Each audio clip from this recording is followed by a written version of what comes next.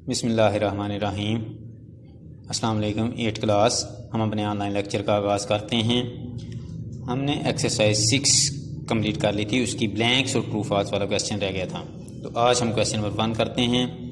क्या है first part आपके पास 34.56 express in the scientific notation. Scientific notation में आपने उसको लिखना है। तो साइंटिफिक नोटेशन में क्या होता है कि लेफ्ट साइड से फर्स्ट नॉन जीरो डिजिट उसके पीछे पॉइंट लाना होता है। आपने जितना डिजिट मूव करवाएंगे वो 10 की पावर लिख देंगे। इसी तरीके से साइंटिफिक फॉर्म में लिखा हुआ है, आपने उसको स्टैंडर्ड फॉर्म में लिखना है। स्टैंडर्ड नोटेशन में लिखना है तो आप उसकी 10 रेज़ टू पावर जो लिखी हुई है वो उसको अप्लाई कर देंगे। पावर नेगेटिव थी तो यहाँ से पॉइंट उठाएंगे, इधर को लेफ्ट साइड की तरफ 4 डिजिट मूव करवा देंगे तो ये वाला आंसर आ जाएगा।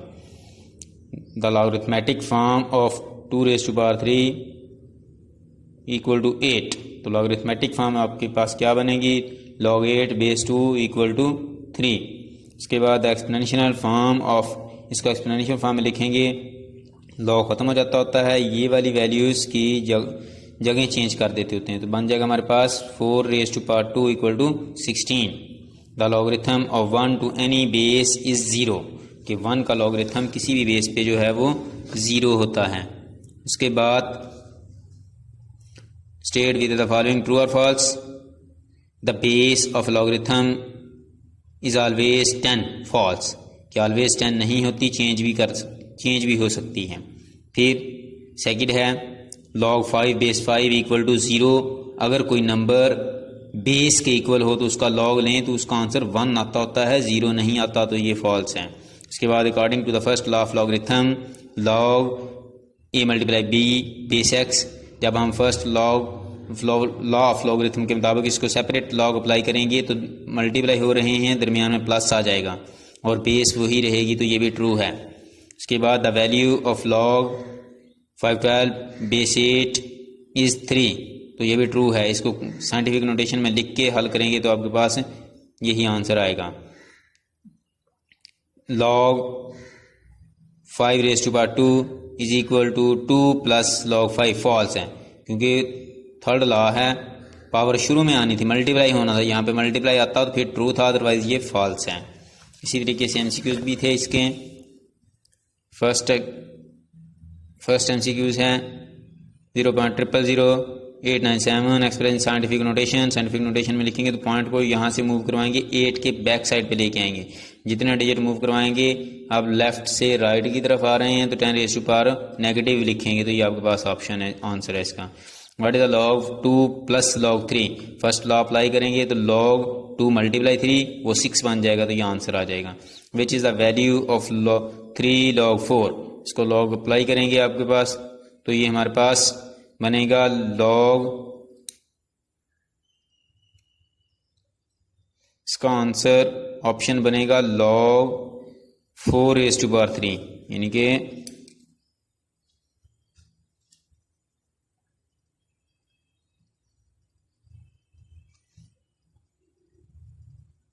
थर्ड लॉ के मुताबिक इसका ये वाला आंसर बनेगा log, what is the value of 3 log 4, log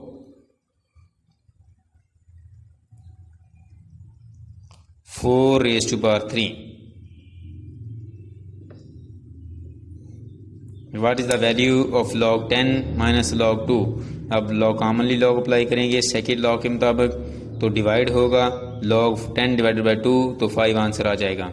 What is the value of log x? What is the value of x in the log 10 base 10 equal to 1, क्योंकि इसको जब आप हल करते हैं जो नंबर है अगर वही बेस है तो उसका log जो होता है 1 के इक्वल होता है, तो इधर 1 आ जाएगा। इसको हल करेंगे तो x इक्वल टू 1 आंसर बन जाएगा इसका। उसके बाद अब आगे चैप्टर नंबर 7 है profit loss insurance and taxes. तो आज हम पहले प्रॉफिट के बारे में पढ़ते हैं कि प्रॉफिट असल में क्या होता है, कि जब कोई चीज़ हम परचेज़ करते हैं, ख़रीदते हैं, उसको कीमत बढ़ा के ज़्यादा कीमत पे सेल कर देते हैं तो हम प्रॉफिट कमा रहे होते हैं। तो प्रॉफिट की डिफ़ाइन क्या है, if cost price of anything is less than the sale price then we earn profit. अगर कॉस्ट प्राइस जो है वो सेल प्राइस से लेस है तो फिर हम क्या करते होते हैं, हम प्रॉफिट कमा रहे होते हैं। प्रॉफिट को कैलकुलेट करने का फार्मूला क्या है, profit equal to sale price minus cost price. अब इस सेल प्राइस को एसपी भी लिख सकते हैं और कॉस्ट प्राइस को सीपी भी लिख सकते हैं। तो ये थी इसकी define. If cost price is of anything is less than the sale price. For example ये पेन है, बॉल पेन है, अगर आपने 10 रुपीज़ में परचेज़ की है और 15 में सेल कर दी है तो सेल प्राइस उसकी कॉस्ट से ग्रेटर है या कॉस्ट जो है वो उसकी सेल से लेस है, तो फिर हम क्या करते हैं, प्रॉफिट कमा रहे होते हैं। तो ये profit equal to sale price minus cost price. अब लॉस कब होता है? If cost price is greater than the sale price then loss occur. कि अगर हमारे पास जो है कॉस्ट प्राइस सेल प्राइस से ज़्यादा है, यानी कि हमने कुछ चीज़ खरीदी है 500 रुपये में खरीदी है और उसके बाद 450 रुपीज़ में सेल कर दिए, तो हमें क्या होगा, हमें 50 रुपीज़ का नुकसान होगा, लॉस होगा। तो लॉस को फाइंड आउट करने का फार्मूला क्या है? Cost price minus sale price. अब परसेंटेज में कन्वर्ट करने का फार्मूला क्या है? Profit percentage. Percentage profit is calculated as profit in term of cost price. Profit और कॉस्ट प्राइस टर्म को यूज़ करते हुए हम क्या कर देते हैं, परसेंटेज प्रॉफिट फाइंड आउट करते हैं। It is expressed percentage. The formula is used as profit percentage, profit divided by cost price multiplied by 100%। तो ये प्रॉफिट परसेंट फाइंड आउट करने का फार्मूला है। फिर profit percentage loss is calculated as the loss term of the cost price. यानी कि ये भी आप लॉस और कॉस्ट प्राइस के दरमियान दोनों को यूज़ करते हुए परसेंटेज लॉस फाइंड आउट कर सकते हैं। It is expressed as percentage. The formula is used as percentage loss divided by cost price multiply by 100%। यानी कि प्रॉफिट परसेंटेज निकालना हो तो यहाँ पे प्रॉफिट लिखना है, अगर प्रॉफिट परसेंटेज लॉस निकालना हो तो यहाँ पे लॉस लिखना है, यहाँ पे लॉस लिखना है और डिवाइडेड बाय कॉस्ट प्राइस। उसके बाद आ गया था क्वेश्चन नंबर 3। इसका एक्सरसाइज है आपके पास, इसी से रिलेटेड क्वेश्चन करते हैं। क्वेश्चन नंबर 3 है, if Bilal purchase a vest for 3000 and sales it for 4 year letter